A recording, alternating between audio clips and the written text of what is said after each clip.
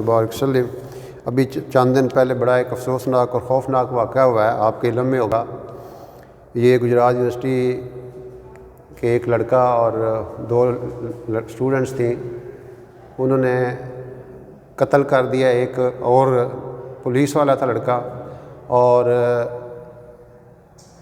ज़ाहिर है उसकी तफसील कुछ यूँ है कि वो दोनों लड़के उन्होंने गाड़ी बुक की, और वो जो पुलिस वाला लड़का है उसने अपने ऑफिस से थाने से छुट्टी ली 2 दिन की, और ज़ाहिर है ये लड़कियां भी इन्होंने प्रोग्राम बनाया हुआ था, तो ये दोनों लाहौर चले गए। वहाँ पे 1-2 दिन रहे हैं, 2 रातें रहे हैं। तो अगले दिन वापसी पे यहाँ पे गुजरात पहुँच के बकौल उनके कि जी हम ऐसे, हमारे वो पास रिवॉल्वर था, तो वो हम चेक कर रहे थे तो वो गोली निकल गई है, और वो बंदे को, वो जो पुलिस वाला लड़का था, यंग था लड़का वो भी, तो वो कत्ल हो गया, हलाक हो गया। अब ये यहाँ पे एक बड़ी अंदोनाक वाक़या है, बड़ा अफसोसनाक वाक़या है। मुझे तो इस पर बहुत अफसोस हुआ, इसलिए मैंने कहा आपको बताएं, और ये कैमरे के ज़रिए जहाँ तक बात पहुँचे तो शायद किसी को अल्लाह ताला समझ दे इन चंद बातों से। एक तो आप ज़रा ये सोचें कि उनका बुनियाद ही गलत थी। अब वो लड़कियां पढ़ने के लिए यहाँ पे आई हुई हैं, लड़का पढ़ने के लिए आया हुआ है। अब वो कहाँ पे जा रहे हैं बग़ैर वालिदैन की इजाज़त के, बग़ैर यूनिवर्सिटी वालों की इजाज़त के, हॉस्टल वालों की इजाज़त के, अब अपनी मर्ज़ी से, यानी वो किस लिए यहाँ पे आए, वो बकौल तोहमतें चंद अपने ज़िम्मेदार चले, किस लिए आए थे, क्या कर चले। अब वो आई पढ़ने थी, अब घर वालों ने कितने तमन्नाओं से और कितने खर्चे करके उनके लिए सारा कुछ करते रहे होंगे, उन पर क्या गुजरी होगी। और जब उनको पता चला होगा कि हमारी बच्चियों ने ये कर दिया है, अब क्या वालिदैन तो जीते जी मर गए, जीते जी। अब वो किस माशरे को क्या मुंह दिखाएंगे, ना वो अपने घर के रहे, ना बाहर के रहे, ना उनके, अब उनके बहन भाइयों पे क्या गुजरती होगी। और जिनका कत्ल हो गया उनका वैसे ही घर उजड़ गया। और फिर ये तो सिर्फ मामला है चंद ख़ानदानों का, चंद 4 ख़ानदान बर्बाद हो गए। और वो जो तीन अंदर हो गए, 302 की FIR, पुराने बंदे 302 की FIR से अरे रुख से भी टंग दी, वो भी सुख जाता है। इतना ही नहीं कि एक मामूली सा केस हो जाए तो बंदा को इतनी यानी परेशानी होती है, थाने और कचहरियाँ पता नहीं कहाँ सादा सा केस हो जाए, चे जाए कि अब वो 302 का मुकदमा उन पर हो गया। अब एक तो ये 4 ख़ानदान बर्बाद हो गए, उन ख़ानदान के साथ सैकड़ों लोगों पे क्या गुजर रही होगी। अब जो जिनका कत्ल हो गया, मर गया, वो तो चला गया, लेकिन आखिरत भी बर्बाद होगी। हदीस में आता है कि कत्ल करने वाला और मकतूल, कातिल मकतूल दोनों दोज़खी हैं। या रसूलल्लाह, कातिल की तो समझ आती है, मकतूल का क्या कसूर है। तो आपने फरमाया कि उसने कोई रीज़न तो फराहम की होगी जिसकी वजह से उनको कत्ल किया। तो इतना बड़ा, और कुरान में ये फ़ैसला है कि जिसने किसी मोमिन को जानबूझ के कत्ल कर दिया तो वो हमेशा के लिए दोज़ख में है। तो अब दुनिया भी गई, आखिरत भी, ना खुदा ही मिला, ना वैसा सनम, ना इधर के रहे ना उधर के रहे। तो ये एक बहुत अफसोसनाक वाक़या है। अल्लाह ताला की ज़ात भी देख रही है ये क्या हो रहा है। अब वो क्या बकौल उनके कि जी हम ऐसे ही रिवाल्वर से खेल रहे थे, चेक कर रहे थे, गोली नहीं की। अब अल्लाह जानता है, वो तो आगे जो भी तफ्तीश हो गई, जिनका नुकसान होना था, जिनका बच्चा जाना था वो चला गया, जिनकी इज़्ज़तें जानी थी चली गई। अब वो जो यहाँ से लाहौर गई हैं लड़कों के साथ प्लान करके, तो वो वहाँ पर कोई यासीन पढ़ने थोड़ी गई थी। तो ये बड़े दुख की बात है कि पीछे सोच और अप्रोच ही गलत हो चुकी है। और हम इस बात की, इसमें सारे का सारा, सारे माशरे के सारे जो सेगमेंट्स हैं, सारे जो तबकात हैं, उनका कसूर है। सबसे पहला तो वालिदैन ज़िम्मेदार आ जाती है, वो कोशिश करें अपनी ज़िम्मेदारी पूरी करने की, उनको बच्चियों को समझाएं, अपने जो भी उनकी तरबियत है उनके ज़िम्मे है, अपनी बच्चियों की तरबियत करें। फिर जब वो बच्चा स्कूल जाता है, कॉलेज जाता है, यूनिवर्सिटी जाता है, सारे असातिज़ा इस बात के रिस्पॉन्सिबल हैं कि अपने बच्चों की इस अंदाज से तरबियत करें कि वो बच्चा आगे इंसानियत की रहनुमाई करें, इंसानियत को गुमराह करने का ज़रिया ना बने। उन बच्चों को बताएं कि तुम्हारी मंजिल क्या है। ये ना हो कि जब सब भी लुट जाए, क्या कहते हैं कि जब चिड़ियाँ सारा खेत बर्बाद कर जाएँ, फिर बंदे को एहसास हो तो क्या हुआ, मुझे मंजिलों पे जाके पता चला कि रास्ता कोई और था। जब सब कुछ लुट गया उस वक़्त क्या फ़ायदा है। जब बंदा एंड पॉइंट आ गया और बंदा वहाँ पे तरले कर रहा है, मिन्नतें कर रहा है, अल्लाह मुझे वापस भेज दे, तो उसका कोई फ़ायदा नहीं है।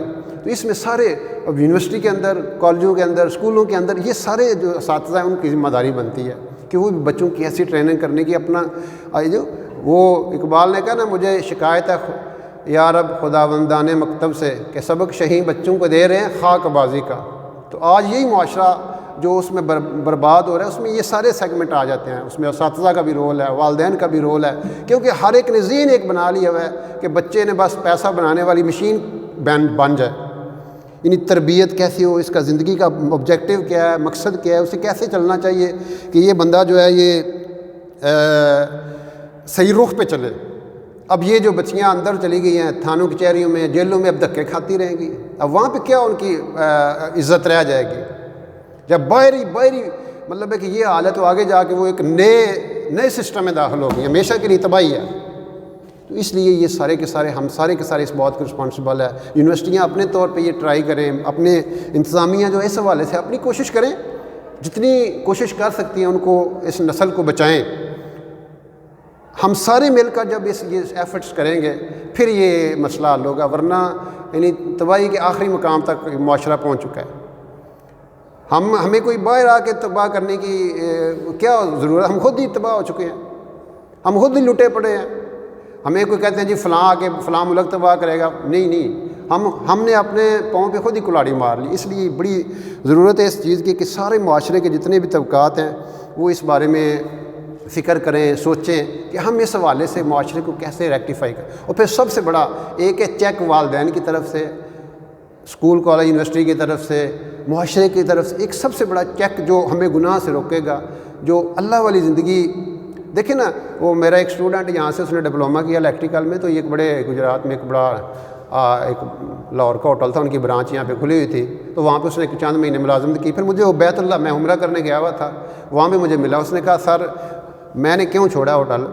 ہوتا ہی تھا کہ اکثر یہ ہوتا تھا لڑکا لڑکی 9-10 بجے آتے ہیں، بکنگ کراتے ہیں، 4-5 بجے چلے جاتے ہیں۔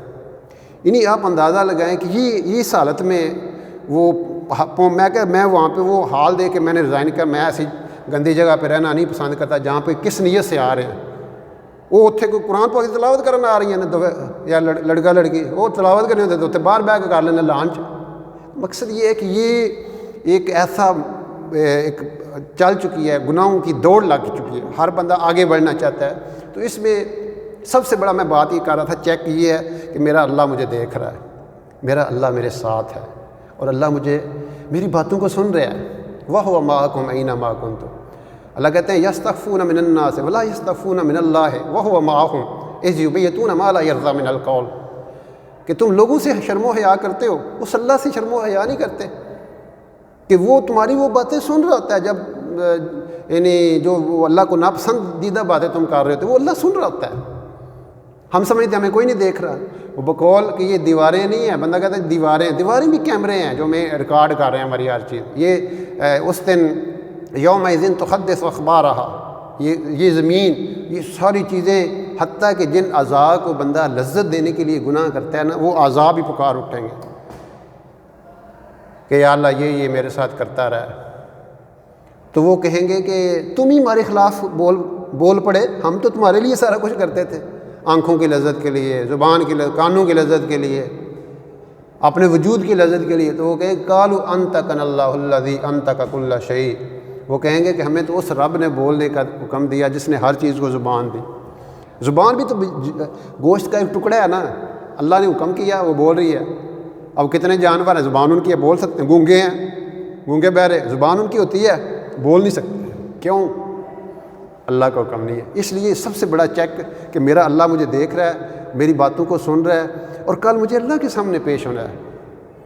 وَلِمَنْ خَافَ مَقَامَ رَبِّهِ جَنَّتَانِ، جو اللہ کے سامنے کھڑا ہونے سے ڈر گیا اس کا ٹھکانہ جنت ہے۔ حضرت عمر رضی اللہ عنہ کے دور کا واقعہ ہے، ایک لڑکی یہودی لڑکی تھی، تو ایک مسلمان لڑکا آیا تو اس کے دل میں ایسے خیال پیدا ہوا کہ میں اس کے پاس جاؤں۔ تو جو ہی قریب ہوا، شیطان ظاہر ہے بندے کے ساتھ ہے، وہ ہر وقت بندے کو انسٹیگیٹ کرتا رہتا ہے، اسٹیمولیٹ کرتا ہے گناہ کی طرف۔ اب ہمیں تو قرآن نے بار بار کہا تمہارا دشمن ہے، بچ کے رہو اس سے۔ تو جو ہی اس کے قریب گیا نا، ایک دم اللہ کا خوف غالب ہوا کہ جی میں کیا کرنے لگا ہوں، ادھر ہی گرا، مر گیا۔ اب والد لے گئی، اس کو کفن دفن کیا، سارا واقعہ پتہ چل گیا تو دفنا دیا۔ جب حضرت عمر رضی اللہ تعالیٰ عنہ کو اس واقعے کا پتہ چلا تو وہ اس کی قبر پہ تشریف لے گئے۔ اور وہاں جا کے سورہ رحمان کی یہ آیت پڑھی وَلِمَنْ خَافَ مَقَامَ رَبِّهِ جَنَّتَانِ، کہ جو اللہ کے سامنے کھڑا ہونے سے ڈر گیا اس کے لیے 2 جنتیں ہیں۔ تو غیب سے آواز آئی، ہم نے اس کو 2 جنتیں دے دی ہوئی ہیں کہ یہ نوجوان اللہ کے خوف کی وجہ سے یہ گناہ کی طرف نہیں گیا۔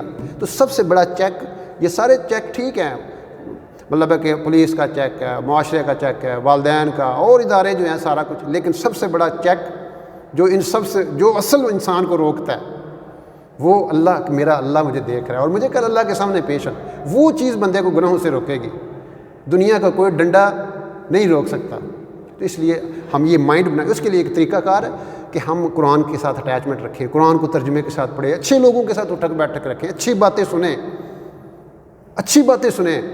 وہ اچھی باتیں سننے سے ہمارے اندر اچھائی پروڈیوس ہوگی، اور بری باتیں سننے سے، دیکھنے سے ہمارے اندر برائی کے جذبات بڑھیں گے، اور پھر عملی طور پہ بندہ ان کو پورا کرنے کی کوشش کرتا ہے۔ تو اللہ رب العزت سے دعا ہے کہ اللہ پاک ہمیں اس صانعات سے، اس قسم کے جو واقعات ہوتے ہیں، اللہ تعالیٰ اس نسل کی، ہماری کی حفاظت فرمائے اور ان کو صحیح رخ پہ چلائے۔